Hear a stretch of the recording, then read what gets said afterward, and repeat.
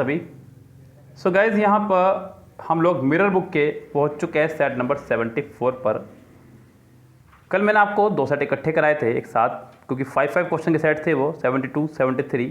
लेकिन आज मैं आपको करा रहा हूँ 1 सेट 74। ये भी BSRB Chennai bank clerk exam 1997 में आया हुआ पेपर है। कह रहा है कि in a fit of anger he told his superior that he will go on leave from the same day. Guys यहाँ पे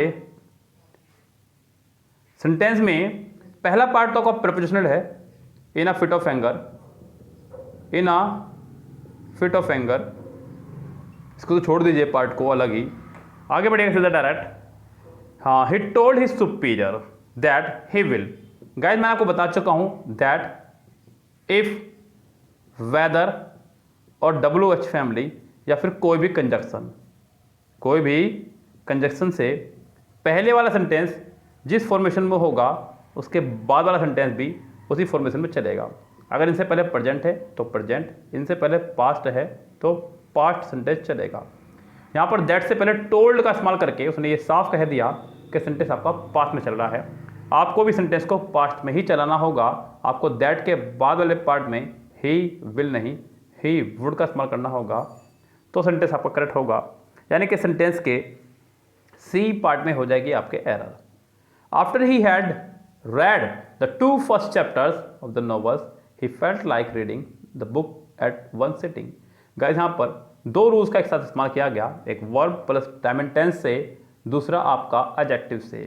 यस गाइस, तो यहाँ पे verb plus time and tense का एक रूल है, हमने आपको पढ़ाया था कि बिफोर और आफ्टर का रूल। आफ्टर के बाद वाले पार्ट में हैड प्लस थर्ड फॉर्म और दूसरे पार्ट में सेकेंड फॉर्म का इस्तेमाल हुआ करता है जो उसने किया। आफ्टर के बाद वाले पार्ट में हैड प्लस थर्ड फॉर्म है और दूसरे वाले पार्ट में फेल्ट का इस्तेमाल किया, जो कि मुझे अच्छा लगा उसका तरीका, यानी कि ये वाला पोर्शन ठीक है। मोस्टली बच्चे यहाँ पर ये मिस्टेक सोच सकते थे लेकिन नहीं।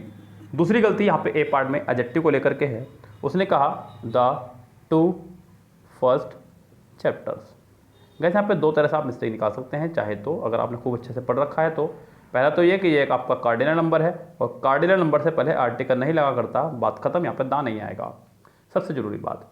दूसरी बात मैंने आपको बताई थी, जब भी दोनों नंबर एक साथ आएंगे कार्डिनल और ऑर्डिनल, यस, जब भी 2 नंबर एक साथ आएंगे तो पहले ऑर्डिनल आएगा फिर कार्डिनल।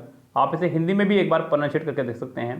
पहले 2 पार्ट याद करके आने हैं या फिर 2 पहले पार्ट याद करके आने हैं, तो आपको समझ में आएगा कि पहले 2 पार्ट याद करके आने हैं, ऐसा सही है। यानी कि इस सेंटेंस के ए पार्ट में द फर्स्ट 2 चैप्टर्स होना चाहिए था, सेंटेंस के ए पार्ट में है आपके एरर। ओके गाइस, आगे बढ़ते हैं गाइस सेंटेंस नंबर नेक्स्ट पे। कह रहा है कि he came very close to me, वह मेरे बहुत नज़दीक आया, एंड आस्क मी, और मुझसे पूछा, that if I would land him some money. Guys आपको बतानी है सेंटेंस के किस पार्ट में है एरर। सेंटेंस को देखना होगा पहले कि पूरा सेंटेंस प्रेजेंट में चल रहा है या पूरा सेंटेंस आपका पास्ट में चल रहा है। चलिए जी, मैंने भी अपने पेन में अपने इंक भर ली है, तैयार हो चुका हूँ पूरी तरह से आप लोगों के लिए। देखिए ध्यान से, डायरेक्ट इनडायरेक्ट के दौरान मैं आपको पहले भी कई बार बता चुका हूँ, हालांकि ग्रामर वाले पेड ग्रुप में मैं अभी तक डायरेक्ट इनडायरेक्ट का वीडियो नहीं बना पाया हूँ क्योंकि अभी हमारा वहाँ ट्रांसफॉर्मेशन चल रहा है। तो आस्क मी दैट इफ, यहाँ पे डायरेक्ट इनडायरेक्ट में आपने 5 कंजक्शन पढ़ी होंगी, that if whether WH family और कोई भी कंजक्शन, यानी कि 2 भी पढ़ा है तो। सो गाइस ध्यान रखना, इनमें से कोई भी 2 एक साथ कभी नहीं आएंगी। जो उसने गलती करी, उसने क्या करा, यहाँ पर बी पार्ट में दैट भी लगाया और इफ भी, जो कि आपका रॉन्ग है। 2 कंजक्शन एक साथ एक सेंटेंस में नहीं आ सकती। यहाँ आपका सेंटेंस पूरी तरह से रॉन्ग हुआ। इस सेंटेंस के बी पार्ट में है आपके error. Although he is my bosom friend I can not ask him for money without any vividly reason.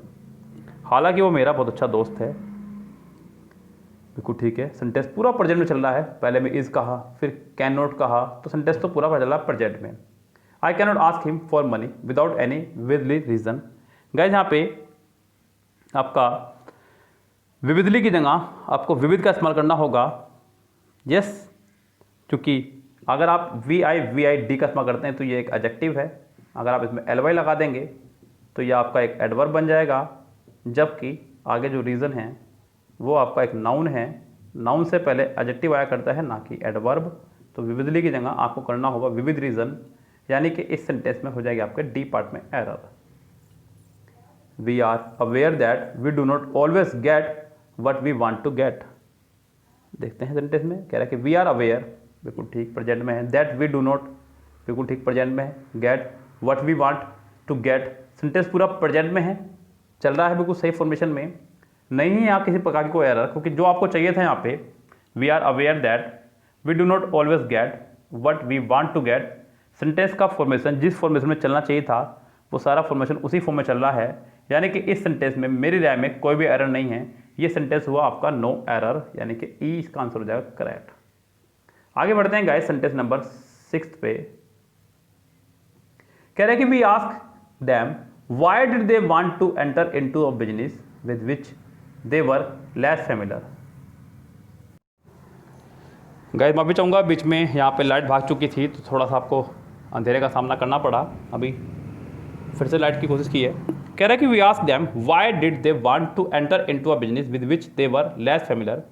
Guys मैंने आपको बताया कि अगर WH फैमिली सेंटेंस के बीच में आ जाए तो वो इंट्रोगेटिव की तरह काम नहीं करती है, यानी कि कुल मिला के ध्यान रखें, अगर आप W फैमिली के तुरंत बाद हेल्पिंग वर्ब और फिर सब्जेक्ट का इस्तेमाल कर रहे हैं तो ये आपका इंट्रोगेटिव स्ट्रक्चर है, आखिर में क्वेश्चन मार्क्स होना चाहिए। पहली बात तो ये कि WH फैमिली वाला सेंटेंस बीच में इंट्रोगेटिव स्ट्रक्चर नहीं ले सकता, ये वैसे ही रॉन्ग है। दूसरी बात ये यहाँ सेंटेंस के आखिर में क्वेश्चन मार्क्स भी नहीं है।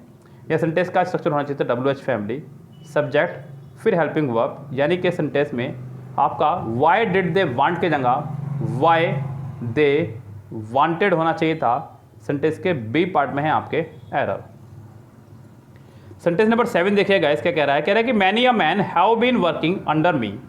ये तो मैं आपको कई बार बता चुका हूँ कि मैनी के बाद हमेशा प्लूरल नाउन और प्लूरल वर्ब का इस्तेमाल किया जाता है।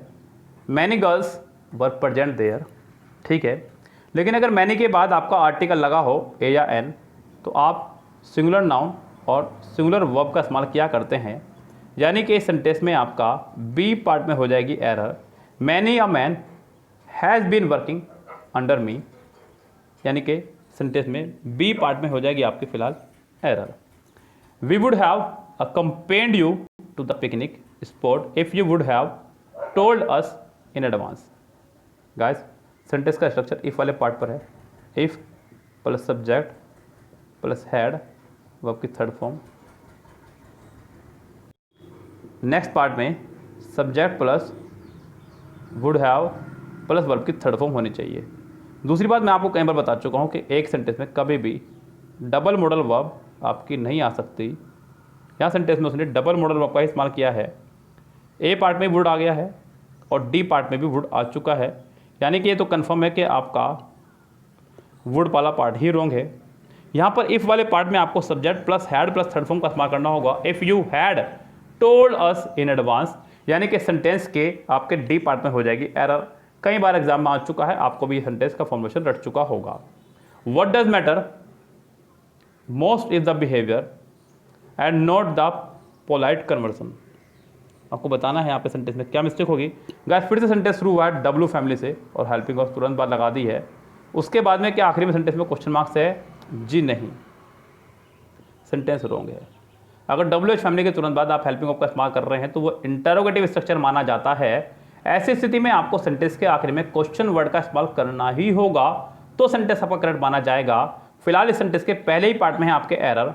व्हाट मैटर्स सेंटेंस होना चाहिए था, सेंटेंस का पहला ही पार्ट आपका हो चुका है रॉन्ग। लास्ट सेंटेंस देखिएगा, कह रहा है कि if all of you quarrel among yourself we shall not be able to solve your problems. Guys यहाँ बी पार्ट में गौर कीजिएगा, उसने योरसेल्फ का इस्तेमाल किया है। यू आपका तू, तुम, आप तीनों के लिए इस्तेमाल होता है, यानी कि अगर देखा जाए तो यू अपने आप में सिंगुलर भी है और प्लूरल भी। इसलिए यू के दो रिफ्लेक्सिव केस बना करते हैं, योर सेल्फ सिंगुलर के लिए, योर सेल्फ्स प्लूरल के लिए।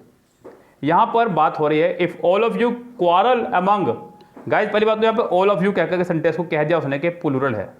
दूसरी बात अमंग का मतलब यहाँ पे दो से अधिक के लिए ही है, तो योर सेल्फ नहीं, आपको योर सेल्फ्स का इस्तेमाल करना होगा तो सेंटेंस करेक्ट होगा। यानी कि सेंटेंस के बी पार्ट में है आपके एरर। आपको सेंटेंस के बी पार्ट में लगानी होगी एरर। सो गाइज, ये था आपका आज का set number 74 BSRB Chennai bank clerk exam में आया हुआ। अभी आपसे मिलते हैं कल नेक्स्ट वीडियो के साथ में, तब तक के लिए लेते हैं आपसे विदा। आज का वीडियो थोड़ा लेट भी हो चुका है, ये 8 बजे आना था लेकिन 9 बजे आया है गाइस। जैसे कि मैं आपको बता चुका था कि मेरी थोड़ी सी तबीयत ख़राब हो गई थी, तबीयत से मतलब मुझे कल कुत्ते ने काट लिया था, इस वजह से मैं कल पूरा दिन बिजी रहा, कोई वीडियोस नहीं बना पाया, तो थोड़ा सा लेट हो गया वीडियो के टाइमिंग को लेकर के।